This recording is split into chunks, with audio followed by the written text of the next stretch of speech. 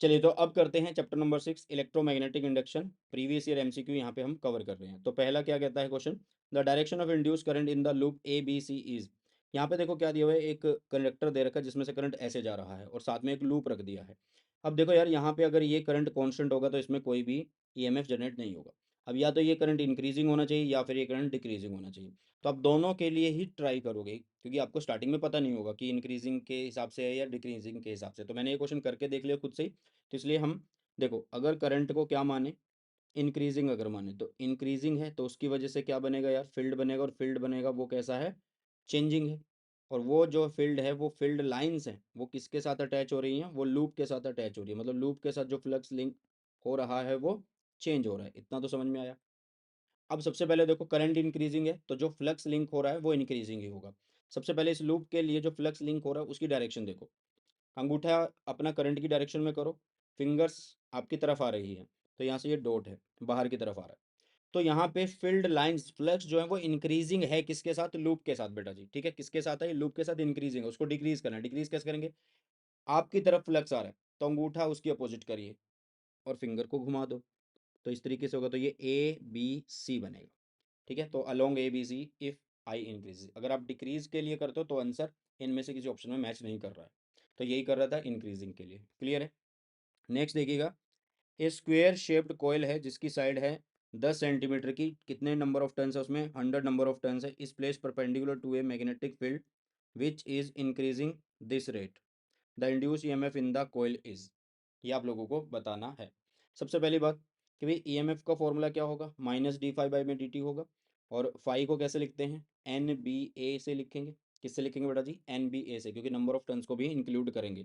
इन्होंने बोला है कि वो परपेंडिकुलर रखी हुई है, तो जब हम phi is equal to B dot A कर रहे हैं तो उसमें बी ए कोस थीटा बनेगा और थीटा 0 डिग्री हो जाएगा। क्यों, क्योंकि वो बोल रहा है कि ए के परपेंडिकुलर है, तो ए और बी सेम डायरेक्शन में जा रहे हैं, तो सेम डायरेक्शन में तो थीटा की वैल्यू 0 डिग्री है वहाँ पे। तो यहाँ पे इसलिए 0 cos 0 इज 1, तो सिर्फ बी ए यूज़ कर रहे हैं।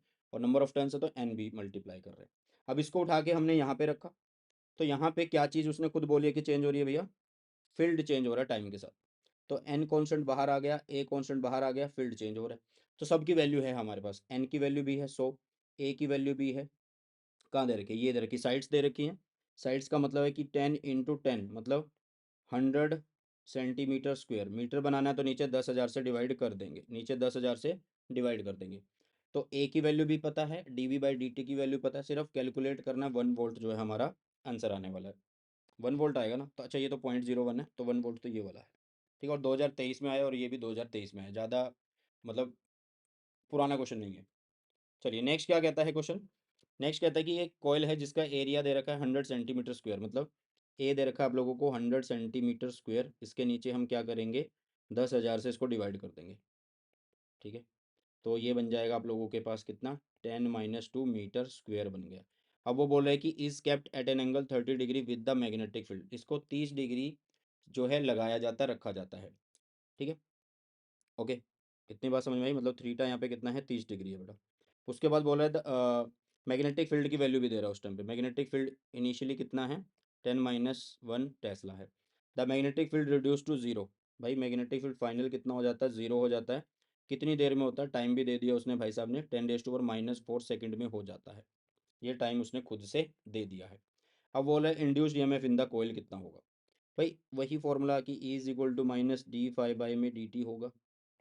ठीक है, और यहाँ पे D by D T, phi को अगर हम लिखें तो फाई को कैसे लिखते हैं, बी डॉट ए से लिखते हैं। ठीक है, तो बी डॉट ए मतलब बी ए कोस थीटा, और थीटा की वैल्यू कितनी है, 30 डिग्री है। ठीक है, थीटा की वैल्यू कितनी है बेटा जी, 30 डिग्री है, तो बी ए कोस 30 आ गया। कितना आ गया, कोस 30 आ गया है। तो यहाँ पे अब 0 30, तो √3/2 आ जाएगा, ये √3/2 आएगा। तो ये फाइनल कब है, ये इनिशियल वाला है हमारे पास एक तरीके से। ठीक है, ये क्या है, इनिशियल फ्लक्स है ना।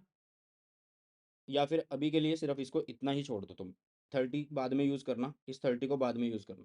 ठीक है, इस 30 को बाद में यूज़ करना। अब देखो, हम यहाँ पे पहले वैल्यू को पुट कर देते हैं, ये हुआ B A cos theta.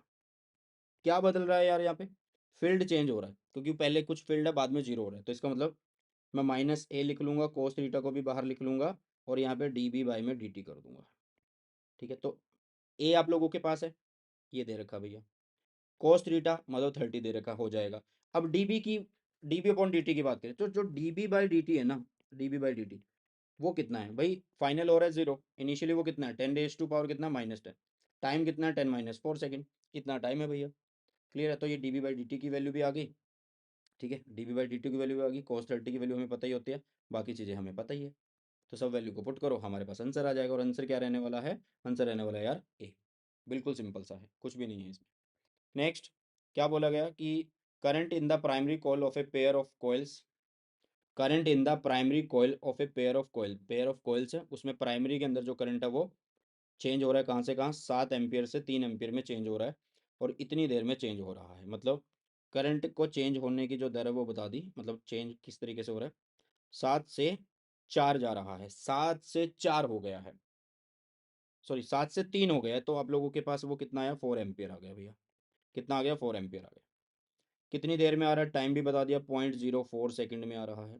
The mutual inductance between the two coil, मतलब म्यूचुअल इंडक्टेंस भी दे रखी है 0.5 हेनरी।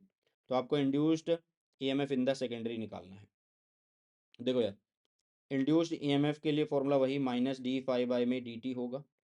ठीक है, E is equal to -d∅, phi कितना होता है mi, तो E is equal to -m बाहर di/dt। ठीक है, वैसे तो हम इस करंट को सीधा ऐसा भी लिख सकते हैं कि ये 4 नहीं, 3 माइनस कितना हो रहा है, 7 हो रहा है, तो ये -4 हो गया। ठीक है, तो ये माइनस माइनस यहाँ पे आ जाएगा। देखो अब m की वैल्यू कितनी है, 0.5, माइनस पहले से पड़ा है, di/dt की वैल्यू -4 आ रही है, तो ये 4 हो गया। कितनी देर में आ रही है भैया, कितनी देर में आ रही है, 0.404 में आ रही है, 0.04 में। तो बस इसको डिवाइड करो, 0.5 इंटू 4/0.04। अगर आपको ई क्या बोला है, ई बोला है, आपको डायरेक्शन बताने की जरूरत नहीं है, आप सीधा सा बस उसका मैग्नीट्यूड बता देना, इसलिए प्लस भी कर सकते थे डायरेक्ट, इसको इसको आप प्लस भी कर सकते थे डायरेक्ट। क्लियर बेटा, तो बस इसको सॉल्व करो, ये बन गया ऊपर 100, ये इसने इसको कट कर दिया, तो 0.5 इंटू 10 100, ये 10 इससे तो 50 आना चाहिए भाई, 50 ही आ रहा है। ठीक है, क्लियर है, क्योंकि आपको देखो प्राइमरी में वो पास कर रहा है करंट को, तो सेकेंडरी के साथ ही तो फ्लक्स लिंक होगा, ऐसे ही तो होगा, तो phi S is equal to MIP। आप ऐसे कर सकते हो, सेकेंडरी में तो बन रहा है ये EMF। Next, the self inductance of A solenoid जिसके अंदर 600 टर्न्स है, मतलब एन की वैल्यू 600 है, इज 108 मिली हेनरी, मतलब स्मॉल एल और कैपिटल एल की वैल्यू इज 108 मिली हेनरी दे रखी है। The self inductance of A coil having turns कितनी, 500, मतलब पहली वाली टर्न्स को N1 बोल दो, इसको N2 बोल दो यार, 500। पहले L1 कितना है, 108 मिली, 108 मिली हेनरी है। अब कितना है वो फाइंड आउट करना है। अब तुम्हें पता है कि जो L होता है भैया वो क्या होता है, वो होता है mu naught N square A by में L, मतलब L जो है वो डायरेक्टली प्रोपोर्शनल N स्क्वेयर होता है, मतलब L1 is equal to N1 का square, L2 is equal to N2 का स्क्वेयर, ऐसे कर सकते हैं हम, बस क्रॉस मल्टीप्लाई कर लेना और यहाँ से L2 आ जाएगा।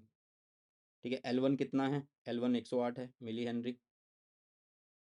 ठीक है, L2 ये रहा, और N1 कितना है 600, और ये 500, दोनों को ऐसे करो, ये इससे कट ये इससे कट, तो 108 यहाँ पे आ जाएगा 25, यहाँ पे आ जाएगा 36, और यहाँ पे आ जाएगा L2, तो ये इससे 3 से कट होगा, ये 75 मिली हेनरी हो जाएगा L2 की वैल्यू। बताओ भाई, कोई दिक्कत, आ गया आंसर। नेक्स्ट देखिएगा, नेक्स्ट बोल रहा है कि एक constant current is flowing through a solenoid, an iron rod is inserted in the solenoid along its axis which of the following quantity will not increases, क्या इंक्रीज नहीं होगा, अरे भाई इन्होंने बोला कि कांस्टेंट करंट फ्लो कर रहा है, अगर कांस्टेंट करंट फ्लो कर रहा है तो उससे क्या होगा, जो रेट ऑफ हीटिंग है वो तो सेम ही रहने वाला है, तो सी आंसर होगा। ठीक है, चलिए आगे बढ़ते, चलिए, तो अभी बारी है 7वें चैप्टर की। ओके, चलिए तो स्टार्ट करते हैं अपना 7वां चैप्टर।